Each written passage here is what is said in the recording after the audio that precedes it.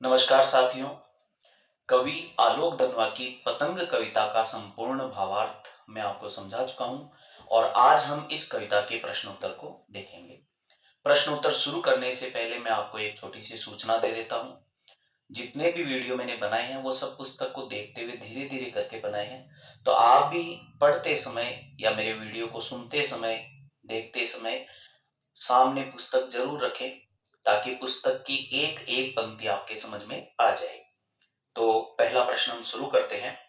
पहला प्रश्न है, सबसे तेज बौछारें गई भादो गया। इन पंक्तियों में आए प्रकृति में परिवर्तन को अपने शब्दों में व्यक्त कीजिए। तो इन पंक्तियों का जो अर्थ है वो सुनिए। उत्तर, कवि आलोक धनवा अपनी इन पंक्तियों में प्रकृति में आए परिवर्तन को स्पष्ट करते हुए कहते हैं कि वर्षा ऋतु के चले जाने के साथ एवं भाद्रपद मास के पूर्ण हो जाने के उपरांत संपूर्ण आकाश में एक साफ, स्वच्छ, चमकीला माहौल बना हुआ है। सूर्य की किरणें पूरी पृथ्वी को जगमग किए हुए हैं और आसमान इतना साफ स्वच्छ है कि उदित होता हुआ सूर्य वह खरगोश की आंखों जैसा दिखाई देता है। साथ ही शरद ऋतु है, उसका आगमन हो चुका है और इस ऋतु के आगमन के साथ चमक का वह दौर शुरू हो गया है। साफ स्वच्छ आसमान में पतंगे उड़ाने का उचित समय आ चुका है, जब नन्हे नन्हे हजारों बालक अपने घरों की छतों पर चढ़कर पतंग उड़ाते हैं। इस प्रकार का वर्णन कवि आलोक धनवा ने पतंग कविता के प्रारंभिक पंक्तियों में किया है। ठीक है, ये पहले प्रश्न का उत्तर है। आप चाहें तो इसमें काट छांट करके अंकों के आधार पर आप प्रश्न पत्र के उत्तर में लिख सकते हैं। ठीक है। दूसरा प्रश्न है, सबसे हल्की और रंगीन चीज, सबसे पतला कागज, सबसे पतली कमानी आदि विशेषणों का प्रयोग पतंग के लिए क्यों किया गया है? तो देखिए, यहाँ विशेषण कौन कौन से शब्द है वो देखते हैं। यहाँ पर लिखा है विशेषण सबसे हल्की, तो इसमें हल्की विशेषण शब्द है। रंगीन ये भी विशेषण है, पतला ये भी विशेषण है और पतली ये भी विशेषण है।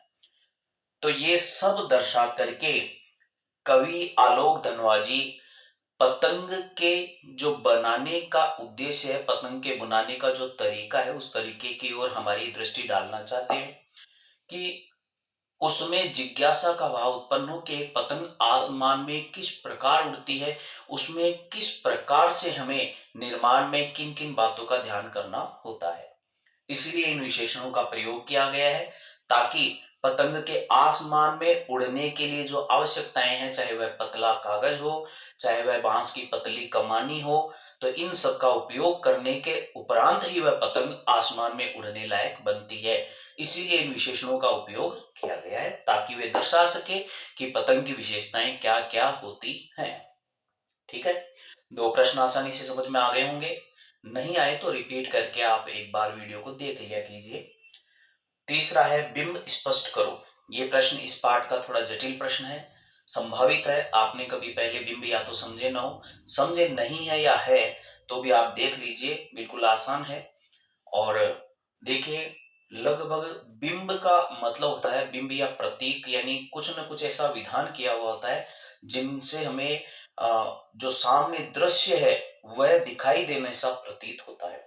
तो इसमें 4 या 5 प्रकार के बिंब होते हैं। एक तो होता है दृश्य बिंब, एक होता है श्रव्य बिंब, एक होता है स्पर्श बिंब और कुछ होते हैं गतिशील और स्थिर बिंब, वो इनमें सब में प्रयुक्त हुए हैं। चलिए देखते हैं। सबसे तेज बौछारे गई। आप देखिए बौछारे, ये जो शब्द आ रहा है, बौछार बारिश की बूंदें जो लगातार गिर रही होती है उनको कहा जाता है। इसका मतलब हमारे आंखों के सामने एक तो गतिशील दृश्य आ रहा है, तो यहाँ पर कौन सा बिंब हो गया, यहाँ पर मैं मार्कर चेंज कर लेता हूं, ब्लू ले लेता हूं। यहाँ पर बौछारे जो शब्द आया है, इसके माध्यम से हम देख पा रहे हैं कि यहाँ पर गतिशील दृश्य बिंब है। बौछार यानी बारिश हो रही है तो गतिशील हो गया, और दृश्य यानी आंखों के सामने का नजारा है, तो ये नजारा पहले था अब वह नहीं दिखाई दे रहा है, तो पहले दिख रहा था तो अब गतिशील दृश्य बिंब हो चुका है। यानी गतिशील दृश्य पहले था तो भी दृश्य तो था ही। सवेरा हुआ, अब देखिए सवेरा होने के उपरांत, सूर्योदय होने के उपरांत हमें कल केवल केवल ये एहसास होता है कि सूर्य उदय हो गया है, यानी अब ये गतिशीलता है वह स्थिर रूप ले चुकी है, और अभी भी वो सवेरा यानी सूर्योदय का दृश्य हमें सामने दिखाई दे रहा है, इसलिए स्थिर दृश्य बिंब हो गया। फिर खरगोश की आंखों जैसा लाल सवेरा, हम आंखों के बारे में यहां वर्णन किया गया है, हम हमारी आंखों से खरगोश की आंखों का नजारा हम देख पा रहे हैं, सूर्य को देखते हुए ऐसा एहसास होता है, तो इसीलिए ये यहाँ पर हो गया चाक्षुष बिंब। और स्थिर है, आप चाहें तो इसमें स्थिर लिख सकते हैं, स्थिर चाक्षुष, क्योंकि चक्षु के द्वारा देखा जाने पर स्थिर चाक्षुष बिंब हो गया। फिर आया है शरद आया पुलों को पार करते हुए, शरद ऋतु आ रही है पुलों को पार करते हुए, आ रही है यानी गतिशील, और हम आंखों से देख पा रहे हैं, ऐसा अनुभव कर पा रहे हैं। शरद का मानवीकरण किया है, इसका मतलब मानवीकरण अलंकार भी है इसमें, और इसमें हो गया गतिशील दृश्य बिंब, गतिशील दृश्य बिंब, साथ ही साथ में इसका मानवीकरण भी है। हालांकि सभी में लगभग मानवीकरण, पूरी कविता में मानवीकरण अलंकार है। घंटी बजाते हुए जोर जोर से, सॉरी पहले ये अपनी नई चमकीली साइकिल तेज चलाते हुए, नई चमकीली साइकिल तेज चलाते हुए, इसमें भी गतिशील दृश्य बिंब है, गतिशील दृश्य बिंब। साथ में आप चाहें तो इसके अंदर हमें ऐसा और एहसास हो रहा है जैसे इसमें चाक्षुष बिंब का भी एहसास है, गतिशील दृश्य और गतिशील चाक्षुष बिंब दोनों इसमें एहसास दिला रहे हैं। इसमें देखिए घंटी बजाते हुए, घंटी की जो ध्वनि है वो ध्वनि के कारण हमारे कानों में पड़ती है, और कानों से जुड़ा हुआ जो बिंब होता है वो होता है श्रव्य बिंब, ये श्रव्य बिंब हो गया। चमकीले इशारों से बुलाते हुए, बुलाते हुए यानी इशारा कर रहा है, इशारा कर रहा है, निरंतरता, निरंतरता मतलब गतिशील, इसमें भी गतिशील चाक्षुष बिंब आएगा। फिर है आकाश को इतना मुलायम बनाते हुए, मुलायम है वह स्पर्श का एहसास दिलाता है, तो इसमें हो गया स्पर्श बिंब। और फिर आखिरी कि पतंग ऊपर उठ सके, ऊपर उठने की प्रक्रिया है वो अभी नहीं हुई है यानी होगी, तो इस स्थिति में पतंग ऊपर उठने की ओर है, तो यहां पर हो गया स्थिर दृश्य बिंब, स्थिर दृश्य बिंब। इस प्रकार से हमारे ये, आपको मैंने लगभग सभी पंक्तियों के बिंब है वे यहाँ पर लिख दिए हैं, समझा दिए हैं। देखिए दृश्य, श्रव्य, स्पर्श आदि बिंब इसमें बताए हैं। ये अगला प्रश्न है, जन्म से ही वे अपने साथ लाते हैं कपास, यहाँ जन्म से ही और साथ में है कपास, इन दोनों का संबंध बताना है। यहाँ बच्चों की बात कही गई है, बच्चों में और कपास में कैसा संबंध बताया गया है। बच्चे और कपास का जो संबंध है वो उनके दोनों के ही कोमल, नरम, मुलायम होने का है, जो इसमें पहले से मुलायम एक शब्द आया भी है, तो उसको हम उपयोग में ले सकते हैं। शब्द याद करने पड़ेंगे, शब्द भंडार आपको बढ़ाना पड़ेगा। प्रश्नों के उत्तर में तब तक आप सही नहीं लिख सकते जब तक आपका शब्द भंडार अच्छा ना हो, तो शब्द याद करें। जन्म से ही वे अपने साथ लाते हैं कपास, इसका मतलब वे कोमल, नरम, मुलायम, जैसे कपास होती है वैसे के वैसे बच्चे बचपन से ही कोमल, नरम और मुलायम होते हैं।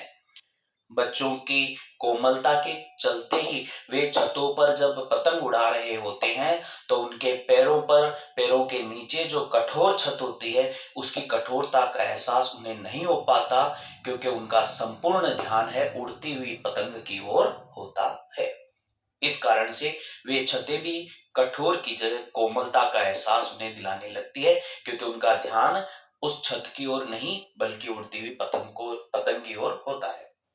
अगला जो प्रश्न है वो देखिए, पतंगों के साथ साथ वे भी उड़ रहे हैं। आसमान में जो पतंग उड़ती है वो धागे के सहारे उड़ती है, जो पतंग उड़ती है वो धागे के सहारे उड़ती है, और बच्चे होते हैं उनका जो मन है वह जोश, साहस, उल्लास के साथ लबरेज होता है, पूर्णतः भरा हुआ होता है और उनका पूरा ध्यान आसमान में उड़ती हुई पतंग की ओर होता है। और पतंग को उड़ाते हुए वे पूरी तरह से भूल जाते हैं कि हम कहाँ हैं, खड़े हैं, क्या कर रहे हैं। तो वे भी आसमान में उड़ते हुए से प्रतीत होते हैं। उनकी खुशी है वह आसमान में उड़ने के समान ही होती है। इसलिए कहा गया है उनके जो भाव है वे आसमान में उड़ान भर रहे होते हैं। अगला प्रश्न है, ये जो कुछ दो चार पंक्तियां इसमें दी है, इन पंक्तियों में से कुछ 3 प्रश्न पूछे गए हैं। बिल्कुल सरल प्रश्न है।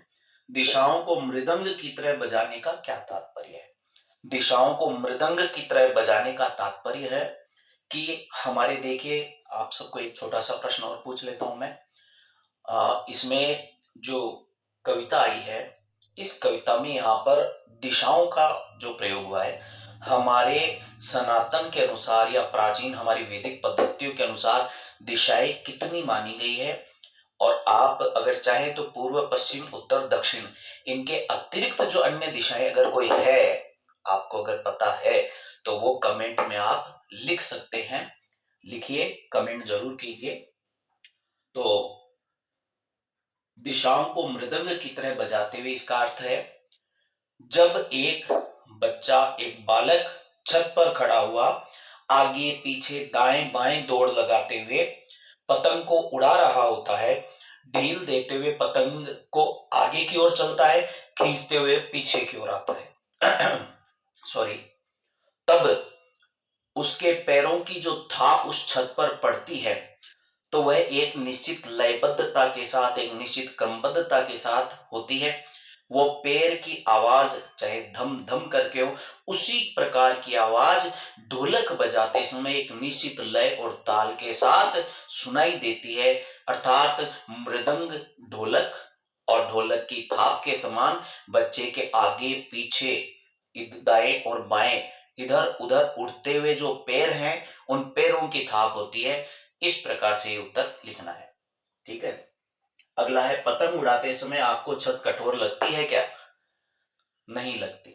किसी को भी आनंद की अनुभूति होती है जब वह पतंग उड़ा रहा होता है, और जब आनंद की अनुभूति होती है उस समय सारी कठोरता है उस पर ध्यान चला ही नहीं जाता। ध्यान और जगह ही होता है, पतंग की ओर होता है, कठोरता की ओर ध्यान नहीं होता। और ध्यान सबसे बड़ी चीज है। ध्यान अगर आप एक जगह केंद्रित कर सकते हैं तो आप हर प्रकार की सफलता को पा सकते हैं। फिलहाल मेरा ध्यान आपको बताने वाले इन प्रश्नों के उत्तर पर है, तो आप भी ध्यान केंद्रित करें।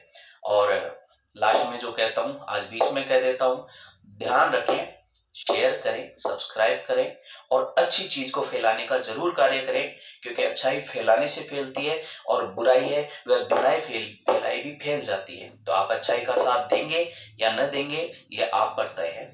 ठीक है, अगले प्रश्न की ओर चलते हैं। पतंग खतरनाक परिस्थितियों का सामना करने के बाद भी दुनिया की चुनौतियों का सामना करते हुए आप कैसा महसूस करते हैं? एक कोई बहुत बड़ी खतरनाक परिस्थिति आपके सामने अगर आ जाती है और आप उससे जूझ करके, आप उससे मुकाबला करते हुए पार पा लेते हो, आप उस पर विजय प्राप्त कर लेते हो, उसके बाद सांसारिक जो छोटी मोटी चुनौतियां हैं वो आपको कैसा एहसास कराती है? साफ सी बात है, हम खतरनाक परिस्थितियों से जब एक बार जूझ लेते हैं, टकरा जाते हैं, तो सांसारिक बड़ी से बड़ी चुनौती भी हमारे लिए मामूली सी हो जाती है, छोटी हो जाती है। और हम एक बार अगर जीत गए तो हमारा साहस, उत्साह इतना बढ़ जाता है कि हम फिर उस किसी भी समस्या का सामना कर सकते हैं, मुकाबला कर सकते हैं। तो प्यारे साथियों, मैंने इस पाठ के संपूर्ण प्रश्नोत्तर आपको समझा दिए हैं। आपको अच्छा लगेगा जितने भी प्रश्न मैं करता हूं आप उनको जवाब दें, लाइक करें, शेयर करें, सब्सक्राइब करें, क्योंकि अच्छी चीजों को आपको बढ़ाना है। ठीक है, तो आज के लिए इतना ही। शेष अगले पार्ट के लिए तैयार रहें, आपके पास नोटिफिकेशन आने वाला है। अब जल्दी जल्दी वीडियो बनाऊंगा। हालांकि रविवार को मेरे पास अवकाश, थोड़ा समय नहीं है, कुछ कार्य है, बिजी रहूंगा। धन्यवाद। जय सिया राम।